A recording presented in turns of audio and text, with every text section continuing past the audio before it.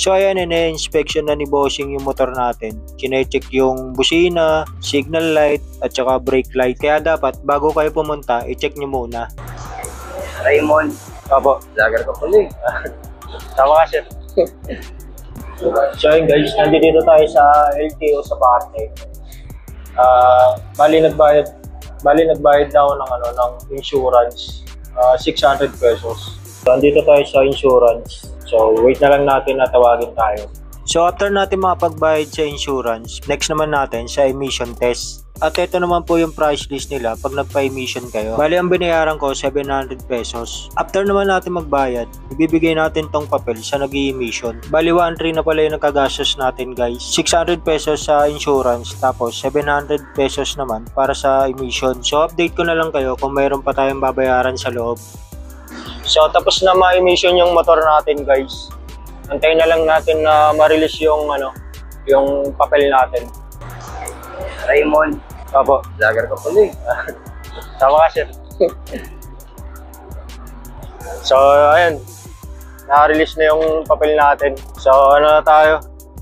Inspection. Inspection ng motor. So, tara. Dito naman tayo sa Antorium, guys. Yan, kung saan i-inspectionin yung ating motor. So, antayin na lang natin, guys. So ayan, ine-inspection na ni Bossing yung motor natin. Kine-check yung busina, signal light, at saka brake light. Kaya dapat bago kayo pumunta, i-check nyo muna. So ayun guys, kanina nagkaroon tayo ng problema sa pag-check ng motor. Bali nagka-problema yung brake light ko. Naglulus kasi. So nagawan ko naman ng paraan. Kaya kumasa din sa sa pag-inspection sa motor. Then pagkatapos ma-inspection yung motor, dito kayo pupunta. Yan sa inspection area. Para i-inspect naman yung yung motor mo. Kung merong alarma, ganun. So yun, pagkatapos dyan, papasok naman kayo dun sa loob para releasing na ng OR. So yun, na-release na nga yung OR natin. Ito na siya. So okay na yung register natin guys. Natagalan lang ako kasi marami akong inintay.